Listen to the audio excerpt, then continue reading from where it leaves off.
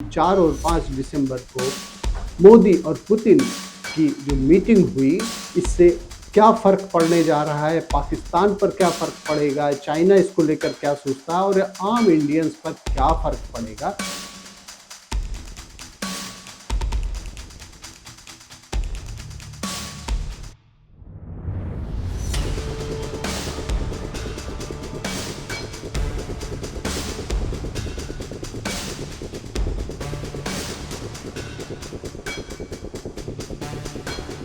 Putin की Bharat visit हुई और इंडिया विजिट के बाद में ग्लोबल लेवल पर लोगों ने देखा कि इंडिया विजिट में पुतिन के साथ में मोदी का जो जेस्चर रहा, जिस तरीके से पुतिन का वेलकम किया गया, उसको लेकर पूरे वर्ल्ड की मीडिया ने इस पे अटेंशन अपना पे किया।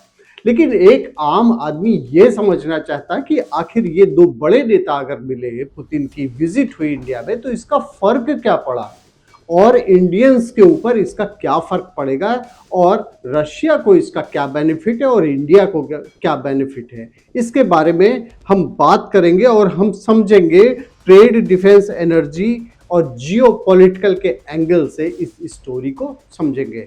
नमस्कार, मैं हूं राजीव, आप देख रहे हैं आपकी खबर राजनीति। राजनीति का जो आज का सबसे बड़ा टॉपिक है वो ये है कि जो 2 दिन की 4 और 5 दिसंबर की जो विजिट हुई पुतिन की इंडिया में, उसको लेकर क्या बेनिफिट्स हुए, इंडियंस को क्या बेनिफिट हुए और इसका क्या असर आने वाले दिनों में पड़ेगा। देखिए, सबसे पहली चीज तो आपको ये बता दें कि पुतिन की ये दूसरी विजिट थी। 2021 में, उस समय कोविड का टाइम चल रहा था, उस समय विजिट हुई थी और उसमें कई सारे समझौते भी हुए थे।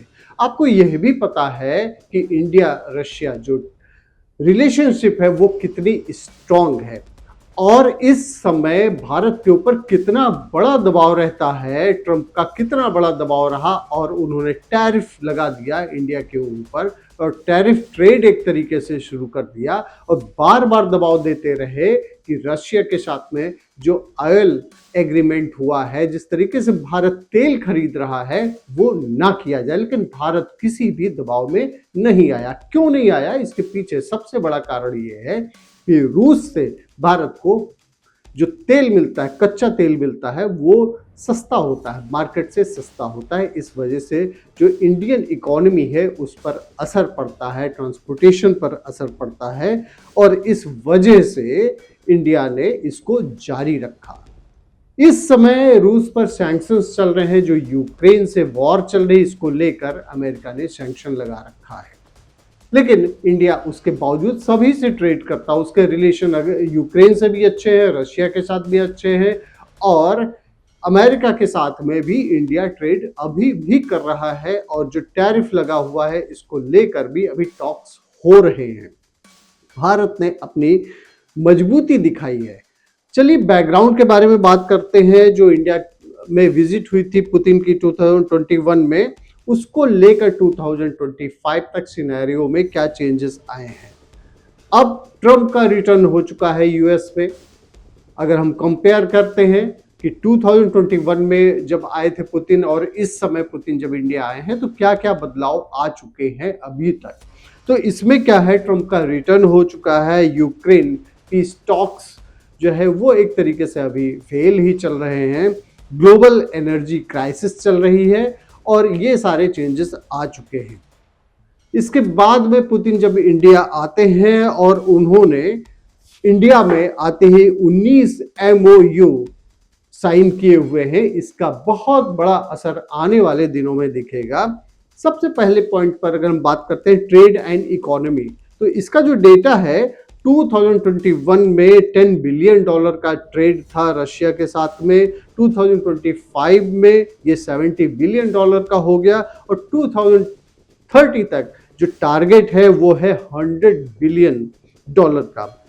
रूस से सस्ता जो तेल मिल रहा है इंडिया को, इंडिया में FDI बढ़ रही है और इंडिया में जो अभी 19 एग्रीमेंट जो दोनों कंट्रीज के बीच में हुए हैं, इससे जॉब्स क्रिएट होंगी, FDI बढ़ेगी और IT और फार्मा के सेक्टर में रशिया में जो इंडियन स्किल्स हैं वो जा सकेंगे, उनको रोजगार मिलेगा। ये बहुत बड़ा चेंज है। डिफेंस की अगर बात कर लें तो डिफेंस में बहुत बड़ा एक रिलोज एग्रीमेंट हुआ है, रेटिफाई हुआ है ये। इसमें क्या है, दोनों मतलब दोनों देश की जो आर्मी है वो एक दूसरे के आर्मी बेसिस को यूज कर सकेगी।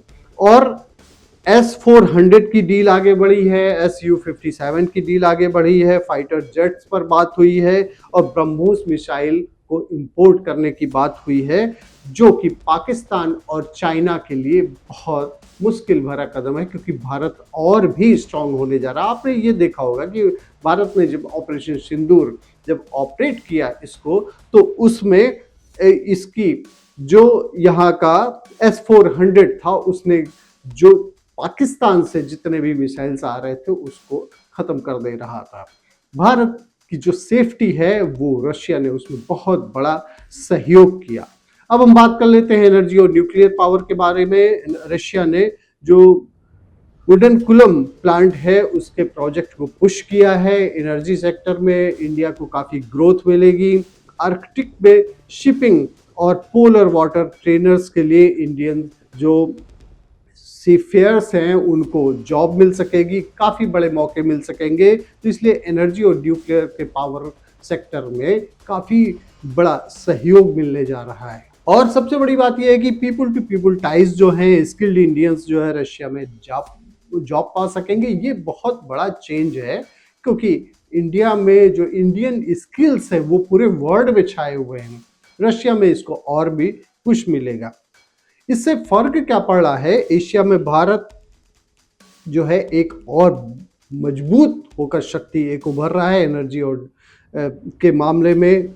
इसमें डिफेंस सेक्टर में काफ़ी मजबूत हुआ है।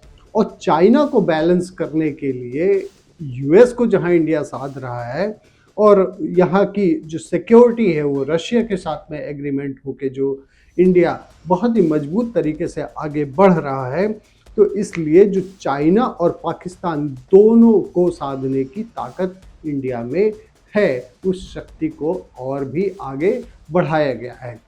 साथ ही में इंडिया ने यह भी बता दिया है और यूएस को भी ये बता दिया है कि इंडिया काफ़ी मजबूत स्थिति में है और वो अपने इंडियंस के फायदे के लिए किसी भी ट्रेड को कर सकता है, किसी भी दबाव में आने वाला नहीं है।